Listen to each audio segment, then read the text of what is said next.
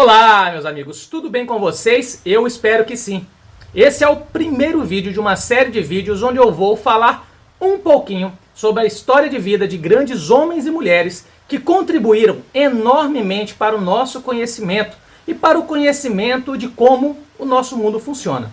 Sejam conhecimentos na área de biologia, na área de geologia, de geografia, todos esses bravos homens e mulheres tiveram, em algum momento da sua vida, a realização de grandes expedições ou de grandes viagens em busca de conhecimento. Apesar de não ser o tipo de vídeo que tem muita procura ou muita visualização, eu me sinto na obrigação de falar um pouquinho sobre esses bravos naturalistas que tanto contribuíram para aquilo que eu, por exemplo, ensino hoje. Quando falamos sobre a Amazônia, esse imenso reduto de biodiversidade, estamos falando de uma área que atraiu muito a atenção de pesquisadores, principalmente aí no começo do século XVIII.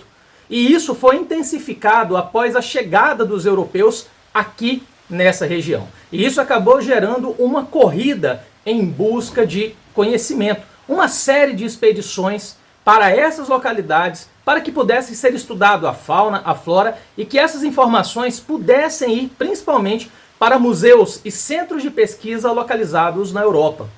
E nesse primeiro vídeo eu vou falar um pouquinho sobre um naturalista inglês chamado Henry Bates, que veio para a Amazônia estudar principalmente insetos e foi responsável pela descoberta de milhares de novas espécies. Henry Bates, ele nasceu em um município chamado Leicester, lá na Inglaterra, em 1825. Seus pais eram fabricantes de meia, ou seja, trabalhavam na indústria têxtil, e desde muito cedo, Henry Bates ajudava os seus pais trabalhando nessas fábricas. Porém, obviamente, como quase todos os jovens ingleses daquela época, ele tinha um hobby que era colecionar insetos. Então, todas as vezes que os jovens conseguia, vou começar a falar Bates, tá? Conseguia alguma folga, ele sempre ia para os arredores da cidade com sua lupa, observar insetos, procurar insetos. Insetos são um ponto-chave para o início do interesse de muitos jovens naturalistas pelo mundo natural. E não foi diferente com o Bates. Então, aos 13 anos, Bates largou a escola e começou a se dedicar a aprender cada vez mais sobre o mundo natural. Um fato muito interessante na vida de Bates é que aos 20 anos ele conheceu um outro grande naturalista chamado Alfred Russel Wallace, que eu também vou fazer um vídeo aqui sobre as expedições de Wallace, tanto na Amazônia quanto no arquipélago malaio.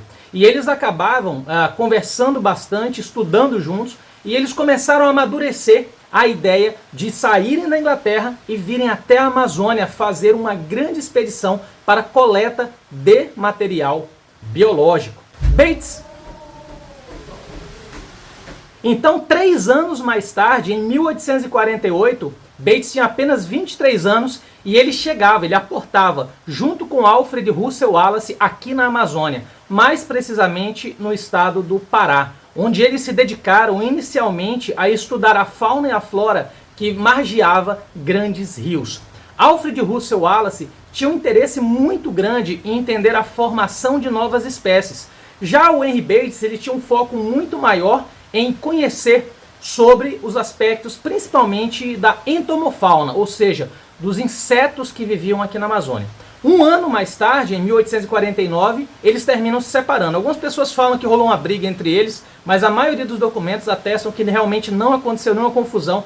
A questão é que o Alfred Russel Wallace queria realmente estudar outros lugares e teria subido para a Colômbia, para depois, para alguns anos depois, ele descer lá para o arquipélago malaio. E Henry Bates continuou na Amazônia. O mais interessante é que Henry Bates ficou na Amazônia durante 11 anos, trabalhando, coletando, pesquisando e encontrando novas espécies. Tanto que em 1859, quando Henry Bates voltou para a Inglaterra, tem uma estimativa de que ele teria levado com ele cerca de 15 mil espécimes. E dessas 15 mil, 8 mil espécimes eram novas para a ciência. Olha só que loucura, meu irmão. Ele viajou sozinho uma boa parte da extensão do Rio Solimões, Rio Tocantins, Rio Curuí, coletando espécimes que ele mandou para o Museu de História Natural da Inglaterra. Ele descreveu vegetação, ele descreveu fauna, descreveu flora. Ele passou um tempo, ele deu uma descida lá em São Paulo, onde ele passou um tempo, tendo voltado para a Amazônia depois. E uma coisa muito interessante que esses naturalistas faziam, eles descreviam também, faziam também trabalhos etnográficos. Ele falava muito a respeito dos povos indígenas dessa região e ele tinha uma relação extremamente boa com essas pessoas.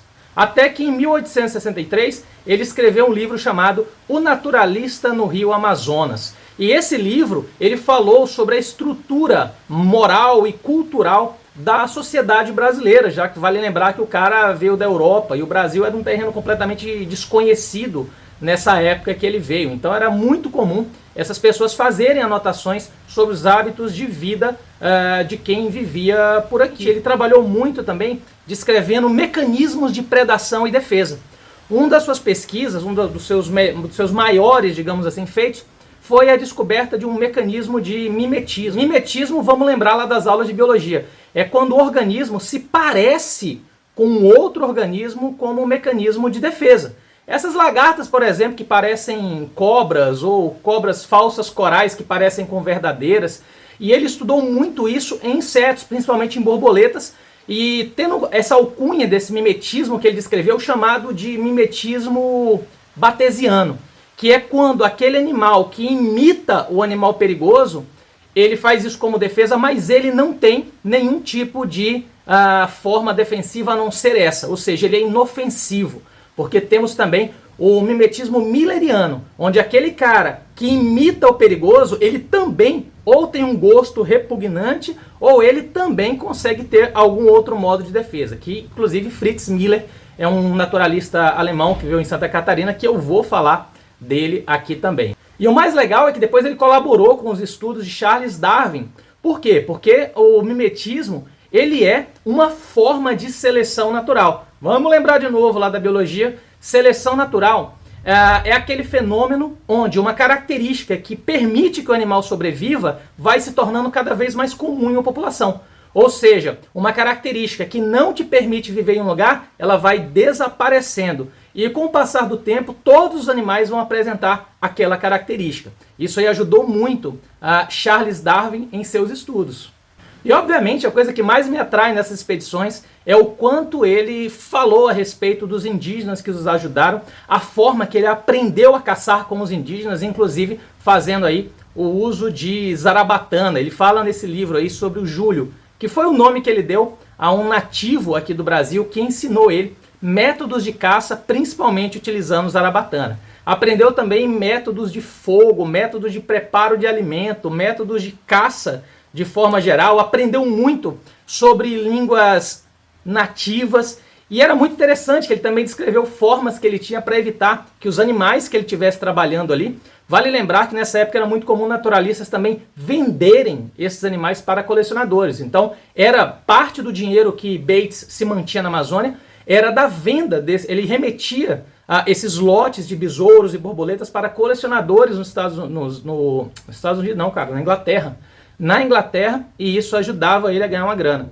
E ele narra direitinho que ele, quando pendurava animais na região da floresta para poder secar, ele tinha que passar alguns óleos de sabor amargo para as formigas não descerem e destruírem, por exemplo, os animais, ou ele tinha que colocar cuias viradas para os ratos não subirem e acabar comendo ali os mamíferos que ele estava trabalhando. Ele era muito afeiçoado por insetos, principalmente por formigas e borboletas, mas ele também trabalhou com animais vertebrados. Então passou 11 anos na Amazônia, em 1861 ele se casou, em 1864 ele virou secretário da famosa Royal Geographic Society.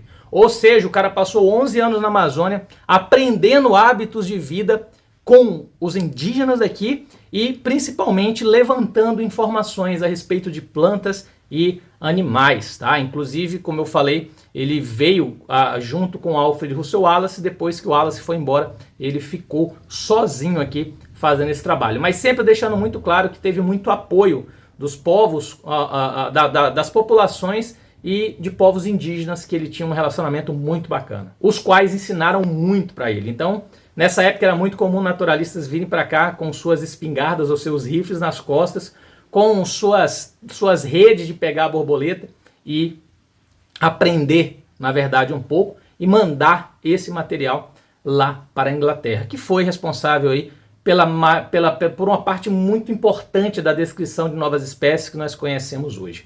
Então esse vídeo aqui é para que você conheça um pouquinho a vida do grande Walter Henry Bates, um dos maiores naturalistas que nós tivemos aí e que veio aqui para o Brasil. Sábado que vem tem mais a história de algum outro naturalista para que você possa conhecer o trabalho desses homens e mulheres em prol da ciência. Seja sempre forte e corajoso, um grande abraço a vocês, até o próximo vídeo, valeu!